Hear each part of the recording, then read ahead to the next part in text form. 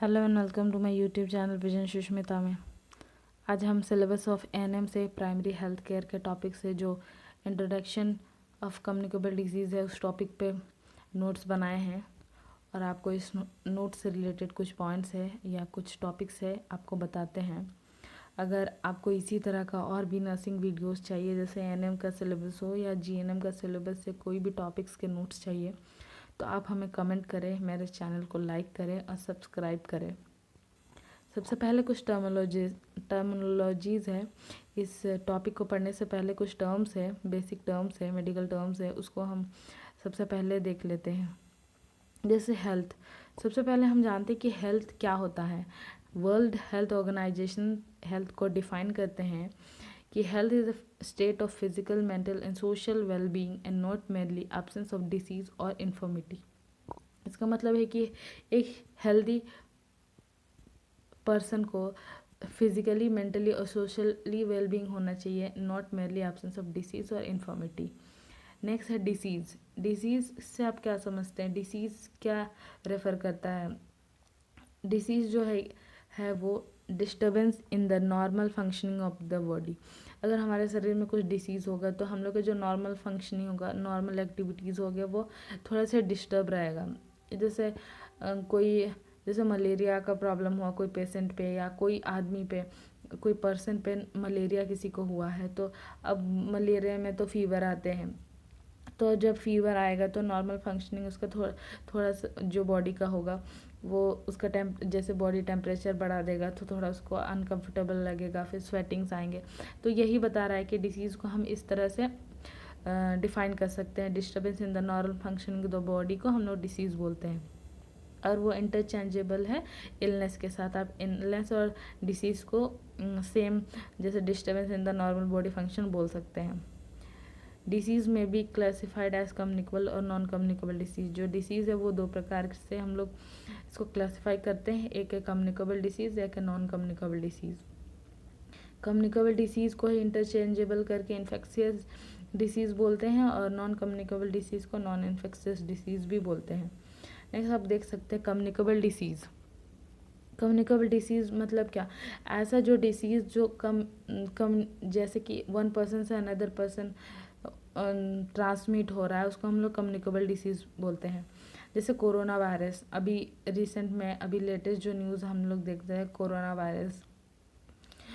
Virus एक दूसरे से दूसरे एक पर्सन से दूसरे पर्सन पे इन्फेक्शन फैला रहा है, ट्रांसमिट हो रहा है, उसको हम लोग कम्युनिकेबल डिसीज़ में रख सकते हैं। नेक्स्ट है मलेरिया, ट्यूबरक्लोसिस है, फिर डेंगू है, हेपेटाइटिस है, मिजल्स है, HIV एंड एड्स है, डायरिया विद ब्लड जिसको हम डिसेंट्री भी बोलते हैं। नेक्स्ट है निमोनिया। ये सारे कम्युनिकेबल डिसीज़, ऐसे नहीं है जो ये पॉइंट्स है यही है, बहुत सारे कम्युनिकेबल डिसीज़ है। और अगर आपको इससे ज़्यादा पढ़ना होगा तो आप जाके गूगल कर सकते हैं। नेक्स्ट आप देख सकते हैं नॉन इन्फेक्शियस डिसीज़, जो हम बोलते हैं कि नॉन इन्फेक्शियस डिसीज़ या नॉन कम्युनिकेबल डिसीज़ में हार्ट डिसीज़ है या कैंसर है, डायबिटीज़ मेलाइटिस है, हाइपरटेंशन है, कोरोनरी हार्ट डिसीज़ है, ब्रेस्ट कैंसर है, सर्वाइकल कैंसर है और ओरल कैंसर है। बहुत सारे टॉपिक्स आते हैं, मतलब बहुत सारे डिसीज़ आते हैं नॉन कम्युनिकेबल डिसीज़ में। हम कुछ इम्पॉर्टेंस है जो नॉन कम्युनिकेबल डिसीज़ के वो लिस्ट आउट किए हैं। नेक्स्ट आप देख सकते हैं clinically diagnosis is based on the typically sign and symptoms of the disease without confirmation from diagnostic test, example in laboratory है।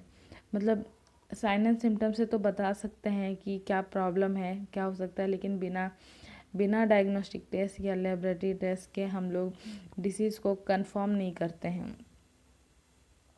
नेक्स्ट है प्रिवेंटिव मेजर्स। प्रिवेंटिव मेजर्स में आप देख सकते हैं कि health problems due to communicable disease can be tackled by the application of relevant easy measures at different level of the health system. इसका मतलब ये है, अगर प्रिवेंटिव मेजर्स का मतलब है कि जैसे कि मलेरिया कम्युनिकेबल डिसीज़ है, तो बरसात के सीज़न में मच्छर ज़्यादा उत्पन्न हो जाते हैं। तो हम पहले से ही प्रिवेंटिव मेजर्स यूज़ करते हैं। बरसात होने से पहले ही गांव-गांव में मच्छरदानी का डिस्ट्रीब्यूशन होता है, या जहाँ पे पानी रुकते हैं, मतलब पानी रुकते हैं इन द सेंस कि गांव सब में जहाँ पे छोटा छोटा नाली रहते हैं उस सबको भर दिया जाता है, ताकि वहाँ पे पानी स्टोर ना हो और मच्छर वहाँ पे उत्पन्न ना हो। इसीलिए ये सारे प्रिवेंटिव मेजर्स से मॉस्किटो कंट्रोल से रिलेटेड ऐसे और बहुत सारे प्रिवेंटिव मेजर्स होते हैं। For example, vaccination of children with measles vaccine is preventive measures because the vaccine will protect child from getting measles. मतलब जो वैक्सीनेशन हम देते हैं मीजल्स के लिए बच्चा को, वो वैक्सीन बच्चा को प्रोमोट करता है मीजल्स होने से। तो vaccine refers to administration of vaccine to increase resistance of a person against infectious disease. वो जो वैक्सीन होगा वो उन जिनको हम दे रहे हैं वैक्सीन, उसके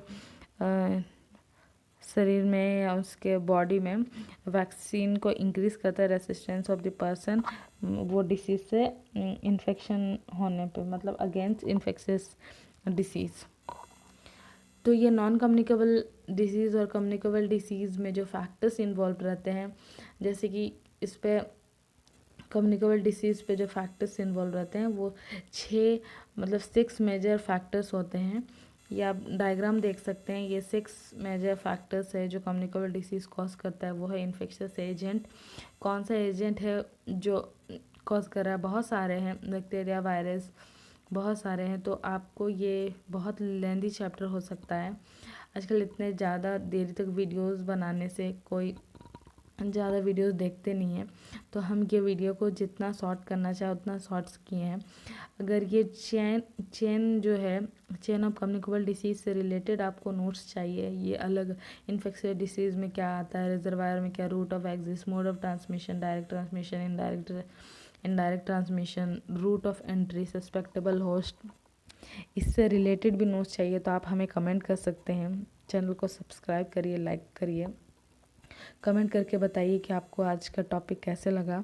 और अगर इसी तरह की और नर्सिंग रिलेटेड नोट्स चाहिए तो आप मेरे चैनल में कमेंट करके ज़रूर बताइएगा। आप अपना सपोर्ट बनाए रखें। हम डेली अपडेट, नर्सिंग से रिलेटेड डेली अपडेट्स अपने चैनल पे डालते रहेंगे। आप मेरे चैनल को फॉलो करिएगा। Thank you.